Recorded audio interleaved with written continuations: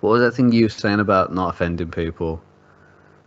Yes, I think it's out the window tonight, I think, to be honest. Just to let you know. Just to pre-warn you. Silence, please.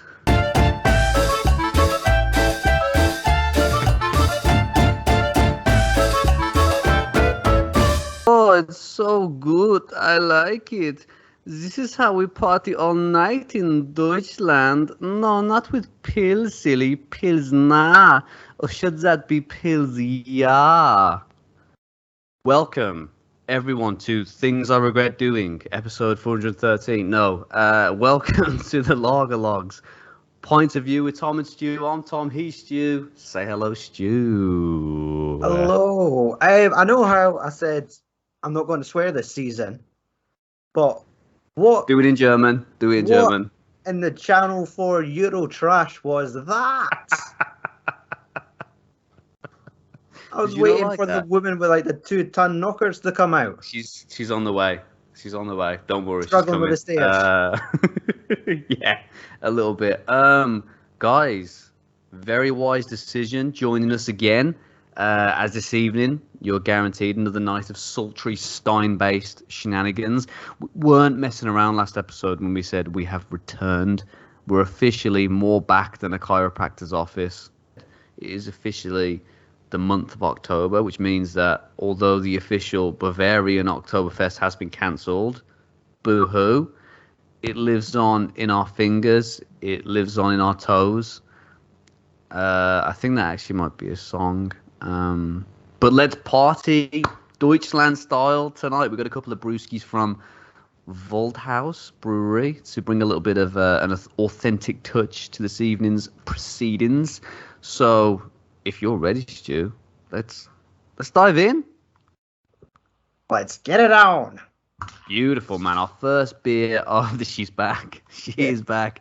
Our first beer of this evening will be, as we normally do, the lighter beer of our matchup, and that will be Waldhaus's Summer Beer Low Alcohol Lager, which is this one here. These bottles look very similar. Yes, the one with the white foil wrapping on the top. I know the other one's silver. Jeez. So good thing this isn't left face. Shh, come on. Made it to episode 2 and you brought it up. Sorry, what can I say? Bringing back traumatic memories that I've repressed, deeply, very deeply. Right, it smells nice, man. Nice and light colour. It is. I've been looking forward to giving this a spin. So, shall we say cheers, buddy? Cheers, buddy.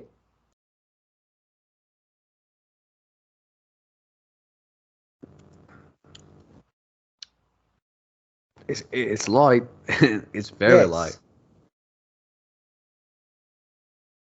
Wow, yeah. It kind of evaporates in your mouth, doesn't it? It's like the Watsits of the beer world. It's, I guess, like, what could you expect for something that's 2.9%? So there's not really any hoppiness. There's not really any malt. There's not really a lot going on, though. It is just. Sorry, you go. A beer. It's a beer. It's a beer. Yes. I think so. Well, this is specifically classed as a table beer, which I think is the fabled table beer. The fabled table beer, which is kind of a current trend of more lower, beverages with more kind of lower percentages. I don't know why I'm not speaking properly tonight, but I'm going to get there, please, with your love and support, Stu. So this is one of those. I think it's more broadly classed as a Pilsner, but yeah, this is a table beer, 2.9%. You enjoy your brew, Stu, while I jump into the history a little bit of the company. And bear with me, a lot of this backstory is Google translated. So Waldhaus God was bless you. established in Weilheim in 1833, and it was when Johann Schmid took over the brewery in 1894 that things really started to take off, as he endowed the company with its main philosophy, which is better, smaller, but finer, which is also, funny enough, why I asked chicks to bring a microscope with them to our first date. In the early 1900s, I can't speak tonight. Can we? Have you been hitting something else other than the table? Can we take a break? Can we just literally Yorkshire Gold? That is it. Like right, far Yorkshire too pudding? many. Far too many, man. Yeah, a few of them as well. Obviously, you need something to kind of soak up the brew. In the early 1900s, ice from their on-site ice pond was used to cool beers in the brewery cellar. And in 1939, Johann's son Friedrich took over the business, and his main philosophy was reported to be beer, yay. Bit different from his dad's, but still good. Right, let's hit the brakes on this backstory for a moment and talk about, I'm very interested to hear about this, Last Beer's Watch. What do you think about this beer then, Stu? What are we feeling? You know what? As I've been drinking it, it's come across, it's nice, light, smooth. It's like no danger. It's just a fucking easy little beer. It's crisp. It's definitely got that crispness there. There's like a kind of got a hint. Okay, I guess that is a good sign. Definitely, man. Definitely. Yeah, it's kind of got a hint of what you would normally get with a Pilsner, but not obviously not very strong. But yeah, I think if you're looking for like a session beer, you're gonna drink a few of them. You don't want to get too bladdered. I think it will be a decent choice, to be honest. Definitely like a good pace yourself on. Yeah, 100%. But you know, we don't do that on this show. So straight on to the second beer.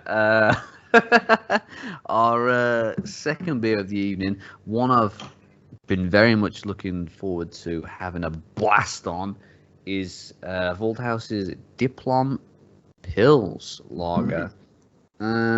Super premium, according to the bottle. So I'm hoping. I mean, this is a 4.9%. So I'm hoping this has got a bit more, bit more of a kick to it than the other one. How's your? I was time to play spin the bottle. I was having a quick look. Do you know what? Playing spin the bottle with yourself. It's a very lonely evening, and I'll tell you that. So yeah, I was having a quick look at the back. Yep, it's all in German. Can't read that. Fantastic. Yeah, this smells a lot more potent than the last one. Yeah, no smell again. Yep. You I should really do take that PCR test. Yeah, I was gonna say you need to do a test. 100%, bro. Yeah, it smells a lot more fragrant than the last brewski. Right, let's do it. Cheers, man. Cheers.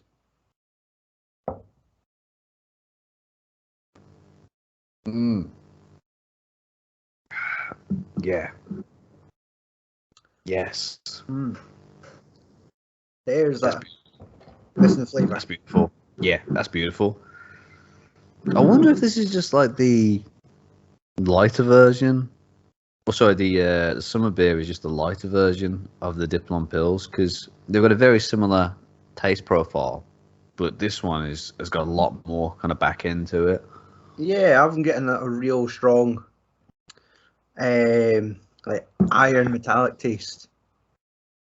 Yeah, it's definitely got a little bit of that. It's got a really nice kind of bitterness to it.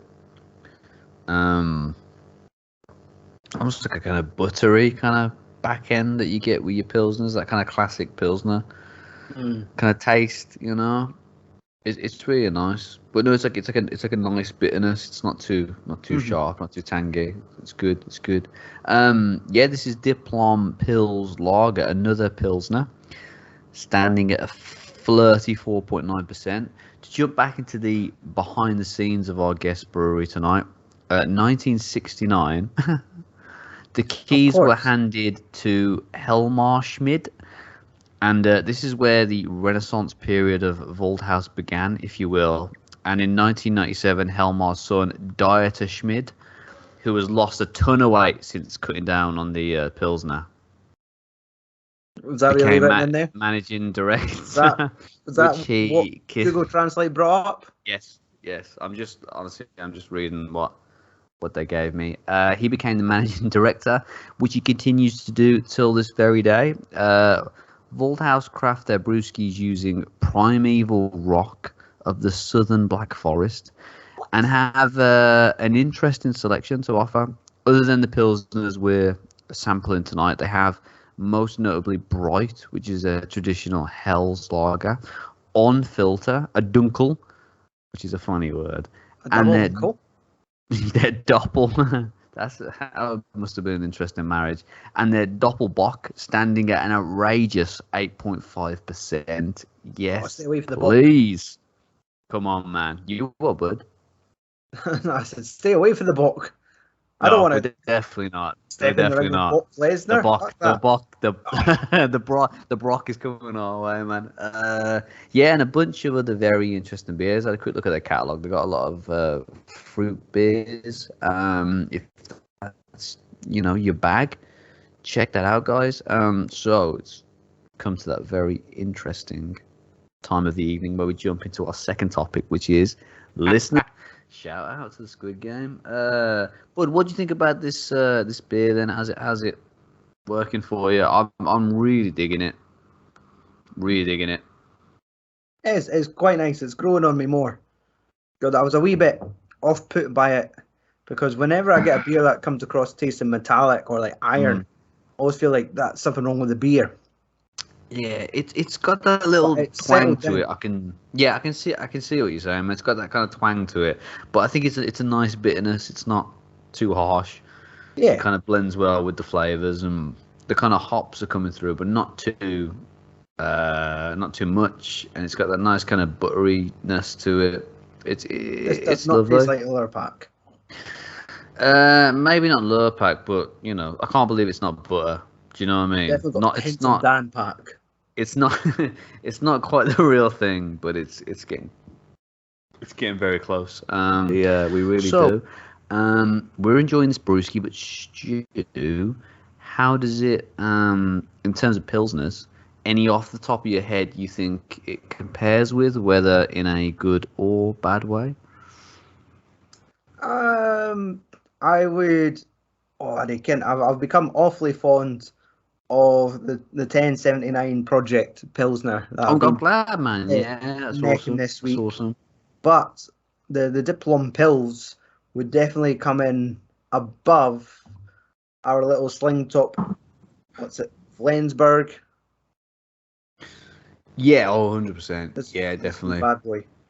The old Flenners was a bit disappointing, unfortunately. I don't think that's how it's pronounced. They're not really into burgers in Germany. It's all sausages. So, well I think done, Tom. Well done. That's appreciate that, man. Thank you for your support. Yeah, I think it's. I was thinking earlier. The only Pilsen we've done on the show is Carlsberg Export. Am I right? So I think to kind of put it in there, I think Carlsberg would probably take the lead in terms of my list. That was the another round. The other round, yes. Yeah, definitely. I think that kind of probably really good. Top of the leaderboard for me. Mm-hmm.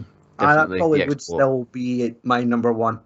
I think it's close, man. I love Holsten Pils. That's always kind of got a place in my heart. I had a Pilsner called ABK, aka, bear with me, Aktienbrauerei Kaufbeuren Pilsner, which is a really fantastic one I sampled on draft a few months ago. Recommend it. I think it's mostly available in like craft joints. But if you do see that, it's a really good one as well. I think it's a fantastic draft Pilsner to check out. But yeah, I think this probably doesn't quite beat the Carlsberg, but it's up there. It's very, very close. Very close. So guys, I think that's it. Thank you for joining us. We hope you've enjoyed our Oktoberfest special. Have a jolly good time, however you're celebrating, whether that be enjoying a cold one at Colditz or a cozy night in with a copy of Mein Kampf. You may think that's a stereotype, but I do all my word processing in mono. It's at the Lager Logs for all things social. Stu.